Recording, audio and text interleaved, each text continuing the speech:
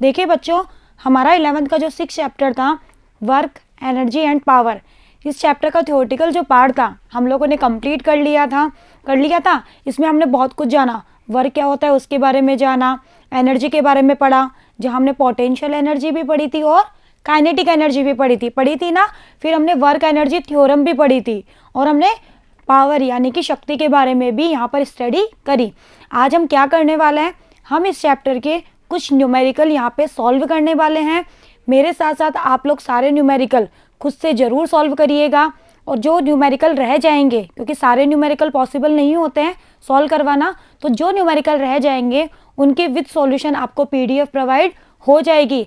लेकिन आपको खुद से भी सारे न्यूमेरिकल की घर पे प्रैक्टिस करनी है। ओके बच्चों, चलिए तो आज का हमारा फर्स्ट न्यूमेरिकल है कि कोई पिंड आपको दिया हुआ है जो विरामावस्था यानी कि रेस्ट पर है, अचर त्वरण से एक विमीय गति कर रहा है। आपको वो ये दे रहा है कंडीशन कि पहली चीज़ तो वो विरामावस्था में है। तो मैंने आपको बताया था हम लोग इनिशियल वेग को u लिखते हैं और फाइनल वेग को v। आप लोग चाहे तो v1 v2 भी लिख सकते हैं, ये इनिशियल ये फाइनल, वो आपके ऊपर डिपेंड करता है। बस आपको बताना होगा कि आपने इस चीज़ को क्या माना है। ओके बच्चों, और दूसरा उसने दिया हुआ है कि हमारा जो त्वरण है वो अचर है, यानी कि a जो दिया हुआ है वो हमारा कांस्टेंट है, आपको गिवन है, और 1D मोशन कर रहा है।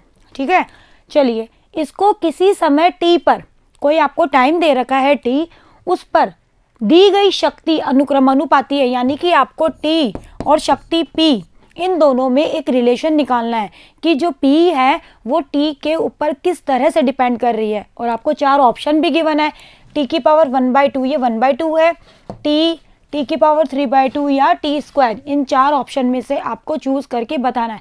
देखो ये जो क्वेश्चन है ना, ये कंसेप्चुअल क्वेश्चंस होते हैं और ऐसे क्वेश्चंस कॉम्पिटिटिव एग्जाम में भी पूछे जाते हैं, क्योंकि मैंने आपको पहले भी बताया है कॉम्पिटिटिव एग्जाम में आपको कोई डेरिवेशन वगैरह नहीं पूछा जाता है। आपको क्या पूछा जाता है, जो कॉन्सेप्ट बेसिस हो, जिसमें सब कुछ आ जाए। और ऑब्जेक्टिव टाइप क्वेश्चन में भी आपकी ये चीज़ आ सकती है, या फिर प्रूफ दैट कि P प्रोपोर्शनल टू जो भी इसका आंसर होगा वो आ जाए। तो क्वेश्चन को किसी भी तरह से घुमा के आपको दिया जा सकता है, आपको क्वेश्चन को सॉल्व करना आना चाहिए।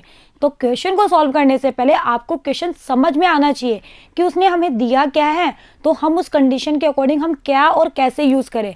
आपको क्या क्या गिवन है, आपको u गिवन है कि u 0 है, a आपको पता है कि कांस्टेंट है यानी कि नियत है। अब आपको शक्ति और टाइम में रिलेशन मेंटेन करना है। चलिए करते हैं। देखो हम ये मान लेते हैं कि हमारा जो भी पिंड है उसका द्रव्यमान m है। ठीक है, अब पिंड का द्रव्यमान m कुछ भी होगा लेकिन कांस्टेंट ही होगा, भाई द्रव्यमान तो बदलता नहीं है। तो हमने m द्रव्यमान मान लिया और मान लिया कि इसके ऊपर कि कोई वस्तु F बल के प्रभाव में, भाई त्वरण है, ठीक है, तो F बल लग रहा है तो उसके प्रभाव में यह एक विमीय गति कर रहा है। अब हम क्या जानते हैं, हम जानते हैं कि F बराबर ma होता है ना, हमने पढ़ा भी था न्यूटन सर के सेकंड लॉ से, हमने इसको निकाला था। तो यहाँ से a बराबर क्या आ गया, a आ गया F/m। बताओ ये सही है या नहीं, सही है। चलिए अब हमने गति के 3 समीकरण पढ़ रखे हैं ना। गति के 3 समीकरण हमें पता है, मैंने आपको हमेशा से बताया है कि हमें जिस समीकरण की जहाँ यूज़ होती है हम वो समीकरण यूज़ करते हैं। अब v बराबर u + at ये होता है। अब मैंने यही क्यों लिया, क्योंकि देखो इसमें u 0 है, हमें पता है कि u मेरा क्या है 0, a की जगह मैं F/m रख दूंगी और ये आ जाएगा, और v, तो यहाँ से v बराबर आ गया F/m × t। अब मैंने v निकाल लिया। चलिए जब v निकल गया तो p क्या होता है, आप लोगों को याद हो तो संवेग जो होता है, शक्ति जो होती है p, वो मेरा Fv होती है, हमने निकाला भी था। Fv होता है शक्ति, बल और वेग के गुणनफल के बराबर शक्ति आती है, ये हमने डिराइव किया था ना। जब मुझे v मिल गया, f हमने मान ही रखा है, माना है ना हमने f, तो v की वैल्यू पुट कर दीजिए F/m t। अब देखो f स्क्वायर, f से f मल्टीप्लाई हुआ तो F²/m × t। f मेरा इतना आ गया, ओके, F²/m² × ये। अब देखो उसने मुझे बल थोड़ी दिया था, उसने दिया था क्या कि बल है, उसने तो मुझे ये कहा कि हमारा जो त्वरण a है ये कांस्टेंट है। कहा ना इसने कि मेरा जो त्वरण है वो ये कांस्टेंट है। अब मुझे इसको वापस से त्वरण की फॉर्म में लाना पड़ेगा, क्योंकि ए कांस्टेंट हो करना है, हमें करना है ना। तो मैंने कुछ नहीं किया, इसको एक एम से ऊपर नीचे मल्टीप्लाई कर दिया। ये जो इक्वेशन थी इसको एक एम से ऊपर नीचे मल्टीप्लाई कर दिया, तो एफ स्क्वायर नीचे आ गया एम स्क्वायर, ये एम इससे मल्टीप्लाई हुआ एम टी। बताओ एफ स्क्वायर बटे एम स्क्वायर, ए स्क्वायर हुआ नहीं हुआ, हो गया वापस एम की जगह एम और टी। उसने कहा कि त्वरण मेरा कांस्टेंट है, यानी कि पी ए के ऊपर डिपेंड नहीं कर रहा है, नहीं कर रहा है ना, कांस्टेंट है भाई, ए की वैल्यू चेंज नहीं हो रही है, द्रव्यमान भी चेंज नहीं होता है। तो बताओ पी डायरेक्टली प्रोपोर्शनल किसकी आई, टी के। तो बताओ हमारी जो शक्ति है वो टी के ऊपर किस तरह से डिपेंड कर रही है, पी प्रोपोर्शनल टू टी। आया समझ में? चलिए अच्छा था क्वेश्चन। चलिए एक क्वेश्चन ऐसा हम और करते हैं। आपको दिया हुआ है एक पिंड है जो अचर शक्ति के स्रोत में, अब की बार आपको क्या गिवन है, आपको ये गिवन है कि P जो है वो अचर है, यानी कि अब की बार P कांस्टेंट है। ओके, अचर शक्ति के स्रोत के प्रभाव में एक ही दिशा में गतिमान है, इसका समय T में विस्थापन अनुक्रमानुपाती, यानी कि अब की बार आपको X और T में रिलेशन निकालना है कि X और T में क्या रिलेशन है। और आपको गिवन क्या है कि आपकी जो शक्ति है वो अचर है, और आपको 4 ऑप्शन गिवन है, वो इसको 1/2 कर लेना। ओके चलिए करते हैं। देखो हम क्या जानते हैं, हमें पता है कि हमारा किया गया जो कार्य होता है वो क्या होता है, काइनेटिक एनर्जी के बराबर होता है ना।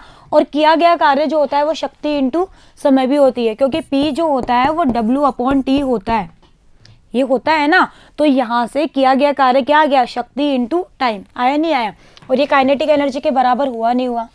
काइनेटिक एनर्जी कितनी होती है, हाफ एम वी स्क्वायर होती है। तो यहाँ मैंने हाफ एम वी स्क्वायर रख दिया, P इंटू टी आ गया। यहाँ से V की वैल्यू निकाल ली, ये 2 इधर चला गया, 2PT, ये m नीचे आ गया और इस पूरे का अंडर रूट हो गया। अब देखो V यहाँ से ऐसे आ गया, इसको मैंने ऐसे लिख दिया, ये जो ऐसे लिखा हो ना इसमें ऐसे था कि अंडर रूट 2p/m को तो एक जगह रख लिया और t की पावर हाफ लगा के इसको यहाँ से बाहर निकाल लिया। ये मेरा आ गया V। आ गया। किसी पिंड का वेग विस्थापन में परिवर्तन की दर के बराबर होता है। अगर हमें वेग पता है तो हम विस्थापन निकाल सकते हैं। हम लोग हमारे 3rd-4th चैप्टर में अच्छे से पढ़ के आ चुके हैं कि हमारा जो वेग होता है वो विस्थापन में परिवर्तन की दर होता है। बताओ होता है या नहीं? होता है ना। जब हमें वेग पता है तो हम विस्थापन नहीं निकाल सकते। पहले v की जगह dx/dt कर दीजिए, ये कर दिया। यहाँ से dx की वैल्यू निकाल ली, कितनी आ गई, v dt। यहाँ पे v की वैल्यू आप पुट कर दीजिए। भाई v हम निकाल चुके हैं, मैंने पुट कर दी तो dx आ गया मेरा इतना, ये बाहर की तरफ है। अब आप इसको अंडर रूट में मत समझ लेना, थोड़ा सा आप इसको ऐसे सही करके लिख लो, 2p/m as it is, t की पावर हाफ, क्योंकि हमने इसको अंडर रूट से बाहर निकाल लिया था, और dt, ये मेरा आ गया dx।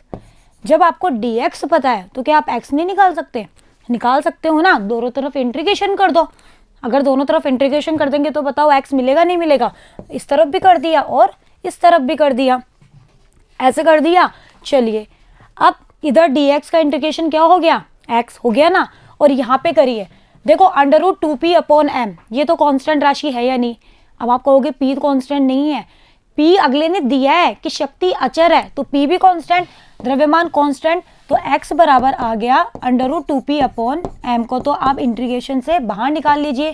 केवल इंटीग्रेशन किसका करना है, t की पावर हाफ का dt के रेस्पेक्ट में, यही तो करना है। चलिए कर दीजिए, तो t की पावर हाफ। अब आपको इंटीग्रेशन के फॉर्मूले तो याद होने ही चाहिए ना। क्या होता है, x की पावर n dx का इंटीग्रेशन होता है x की घात n+1 अपॉन n+1, होता है नहीं होता? चलिए करिए, तो x की जगह t है तो आ गया t की पावर हाफ +1 अपॉन हाफ +1, हुआ नहीं हुआ? तो ये आ गया, हाफ में जोड़ोगे तो t की पावर 3/2 और नीचे भी कितना आ गया, 3/2। आया नहीं आया? अब 3/2 भी हमारी एक कांस्टेंट राशि है, तो बताओ हमारा जो x है वो t के ऊपर किस तरह से डिपेंड कर रहा है, t की पावर 3/2, क्योंकि ये सारी चीज़ें तो कांस्टेंट है। इस 3/2 को ऊपर लेके जाओगे तो 2/3 अंडर रूट 2p/m, और इसको ना यहाँ मत लिखिए, इसको यहाँ लिखिए, ये अंडर रूट में नहीं है। ओके, तो बताओ हमारा जो x है वो किस तरह से डिपेंड कर रहा है t के ऊपर, x प्रोपोर्शनल टू t की पावर 3/2। था ना आसान? तो इस तरह के क्वेश्चन आते हैं, तो आप लोग जब तक प्रैक्टिस नहीं करोगे ना बच्चों, आपको ये चीज़ नहीं निकालनी आएगी। इसलिए मैं आपको बार बार कहती हूँ कि न्यूमेरिकल की प्रैक्टिस आप लोग मेरे साथ साथ करते रहिए। जैसे जो टॉपिक खत्म हो जाता है पहले आप एग्जाम्पल सॉल्व करिए बुक के, जिससे हमारा थोड़ा सा कॉन्फिडेंस बढ़ता है, और फिर आप पीछे के न्यूमेरिकल सॉल्व करिए कि हाँ हमने आज ये टॉपिक पढ़ लिया, इसके ऊपर बेस्ड ये न्यूमेरिकल है, तो उनको आप सॉल्व करिए। हो सकता है एक बार दो बार में आपसे न्यूमेरिकल नहीं सॉल्व हो, लेकिन आप 3-4 बार करोगे तो डेफिनेटली आपसे सॉल्व होने लग जाएंगे। ओके बच्चों, चलिए अब देखो इसी का दूसरा मेथड भी है। एक मेथड तो हमने ऐसे किया, इसी चीज़ को हम दूसरे मेथड से भी निकाल सकते हैं, क्योंकि क्वेश्चन को सॉल्व करने के बहुत सारे तरीके होते हैं, बस तरीके आपको पता होने चाहिए। ठीक है, तो सेकंड मेथड क्या है, टी समय में वस्तु द्वारा प्राप्त किया गया वेग, हमने गति का फर्स्ट समीकरण यूज किया, v बराबर u प्लस ए टी, वो u 0 है, ए टी तो v बराबर आ गया ए टी। p हम जानते हैं f डॉट v होता है ना। चलिए अब f क्या होता है, m ए, तो f की वैल्यू रख दी m ए, और a की जगह क्या रख दी, v की जगह क्या रख दिया, A T, M A square T आ गया। यहाँ से a की वैल्यू निकाल ली, कितनी आ गई, √p/mt। आया समझ में। चलिए गति की समीकरण a बराबर U T plus half A T square, a नहीं आता, ये s आता है। ओके, s बराबर U T plus half A T square, s दूरी तो होती है तो s आ गया, s की जगह x रख दिया, u 0 था, हाफ और a की वैल्यू हमने ये पुट कर दी, ये वाली यहाँ से, और जब आप इसको सॉल्व करोगे तो ये x चलेगा, ये वापस से यहाँ नहीं, ये यहाँ आएगा, अंडर रूट से बाहर आएगी ये सारी चीज़ें, क्योंकि हम इनको ऑलरेडी लेके चल रहे हैं। ओके, जब आप इसको सॉल्व करोगे तब भी रिजल्ट वही निकलेगा। तो मेथड चेंज हो सकता है लेकिन आंसर चेंज नहीं होगा। तो आपको सब तरह के मेथड अप्लाई करना आना चाहिए, ऐसे नहीं कि आप हमेशा एक ही मेथड से चले। आप लोग जब तक अलग अलग मेथड फिजिक्स में यूज़ नहीं करोगे, फिजिक्स आपको समझ में नहीं आएगी, इसलिए सारे मेथड आने चाहिए। तो आप इन दोनों मेथड से घर जाके इन क्वेश्चंस को ज़रूर करिएगा। ऐसा नहीं कि यहाँ करवा दिया और आपने नोट डाउन कर लिया और दोबारा इनको आपने सॉल्व करना ज़रूरी ही नहीं समझा, खुद से इनको एक बार ज़रूर सॉल्व करिएगा। ओके बच्चों, चलिए अब हम आते हैं हमारे नेक्स्ट क्वेश्चन पे। ये भी हमारा कॉन्सेप्ट बेसिस क्वेश्चन है। किसी गैस पात्र में कोई अणु 200 मीटर पर सेकंड की चाल से अभिलंब के साथ 30 डिग्री का कोण बनाता हुआ क्षैतिज दीवार से टकराता है और पुनः उसी चाल से वापस लौट जाता है। यानी कि कोई एक गैस पात्र में जो अणु है, उन अणुओं की आपको चाल दे रखी है 200 मीटर पर सेकंड, और वो ये कह रहे हैं कि ये अभिलंब के साथ 30 डिग्री का एंगल बनाता है और वापस टकराते हैं और इसी चाल से वापस लौट जाता है। क्या इस टक्कर में संवेग संरक्षित है? अब देखो ये भी एक कॉन्सेप्ट बेसिस क्वेश्चन है। वो ये बोल रहा है कि क्या इस टक्कर में आपका जो संवेग है वो कंजर्वेटिव क्वांटिटी है क्या, भाई संवेग संरक्षण यहाँ पे फॉलो हो रहा है क्या। साथ ही वो ये भी पूछ रहा है कि बताओ ये जो टक्कर है वो प्रत्यास्थ है या अप्रत्यास्थ। दूसरा, रेखीय संवेग प्रत्यास्थ तथा अप्रत्यास्थ टक्कर में नियत रहता है, जबकि गतिज ऊर्जा केवल प्रत्यास्थ टक्कर में। तो आंसर शुरू हो गया यहाँ से, तो ठीक है, क्वेश्चन में नहीं आएगा, यहाँ तक ही आपका क्वेश्चन है। अब आप लोगों को याद हो तो हमने इलास्टिक और इन इलास्टिक कोलिजन बहुत अच्छे से पढ़ा है, और मैंने आपको बताया था चाहे इलास्टिक कोलिजन हो चाहे इन इलास्टिक, प्रत्यास्थ या अप्रत्यास्थ टक्कर हो, दोनों में ही हमारा जो संवेग होता है p वो संरक्षित रहता है। लेकिन अगर टक्कर हमारी प्रत्यास्थ है तो हमारी गतिज ऊर्जा भी संरक्षित रहती है, लेकिन हमारी टक्कर अप्रत्यास्थ है तो हमारी गतिज ऊर्जा संरक्षित नहीं रहती है। अब संरक्षित कैसे, कि शुरू में कितनी संवेग है और बाद में कितना संवेग है, दोनों बराबर आने चाहिए। शुरू में कितनी गतिज ऊर्जा है, बाद में कितनी गतिज ऊर्जा है, वो भी बराबर आए, तो गतिज ऊर्जा भी संरक्षित हो जाएगी और संवेग भी संरक्षित हो जाएगा। चलिए डायग्राम कुछ इस तरह का बनेगा। ये एंगल आएगा ओनली 30 डिग्री, कि कोई ये दीवार है, ये अभिलंब हमने मान लिया, इससे कोई अणु आ रहा है जो 30 डिग्री का एंगल बना रहा है और वापस लौट रहा है, और इसकी चाल आपको गिवन है, कितनी है, 200 मीटर पर सेकंड है। चलिए अब देखो अणु और दीवार, भाई ये कोई अणु आ रहा है यहाँ पे और ये हमारी दीवार है, इन निकाय का संवेग संरक्षित है या नहीं है। भाई चाल नहीं बदल रही, द्रव्यमान नहीं बदल रहा, तो बताओ जो हमारा संवेग होता है p वो क्या होता है, mv होता है, नहीं होता, p इक्वल टू mv तो होता है। तो बताओ हमारा संवेग जो है वो संरक्षित है या नहीं है। दीवार का प्रतिक्षेप संवेग इस प्रकार है कि दीवार का संवेग प्लस बाहर जाने वाले अणु का जो संवेग होगा वो आने वाले अणु के संवेग के बराबर होगा। तो यहाँ पर संवेग बताओ संरक्षित हुआ नहीं हुआ, भाई जितना ही बाहर अणु आया उतना ही इस दीवार का और आने वाले अणु का क्या हुआ, संवेग बराबर है। क्यों, क्योंकि चाल नहीं बदल रही है। ओके, टकराने के बाद भी यह माना गया है कि दीवार आरंभ में, हमेशा हम तो यही मानते हैं ना कि हमारी जो वॉल है वो विरामावस्था में होती है, दीवार का अत्यधिक, भाई दीवार का जो द्रव्यमान है वो बहुत ज़्यादा होने के कारण प्रतिक्षेप संवेग इसमें नगण्य वेग उत्पन्न करेगा। मतलब दीवार है उसका द्रव्यमान बहुत ज़्यादा है, तो जब कोई अणु इससे टकराएगा तो इसमें कुछ क्या होगा, इसके संवेग में परिवर्तन नहीं होगा, बहुत नगण्य परिवर्तन होगा। क्यों? क्योंकि इसका द्रव्यमान बहुत ज़्यादा है या नहीं है? भाई एक छोटा सा पत्थर आप दीवार पे मारते हो तो क्या दीवार हिल जाती है क्या बहुत तेज तेज? नहीं ना। तो बिल्कुल यहाँ पे भी यही कंडीशन हो रही है, इसलिए हमारी दीवार का संवेग भी यहाँ पे क्या है, सेम है, बदल नहीं रहा है। क्योंकि P जो होता है वो mv पे डिपेंड करता है। भाई m द्रव्यमान तो सेम रहेगा, लेकिन अगर v में चेंज हो जाए तो P बदलेगा, लेकिन v में चेंज नहीं हो रहा है।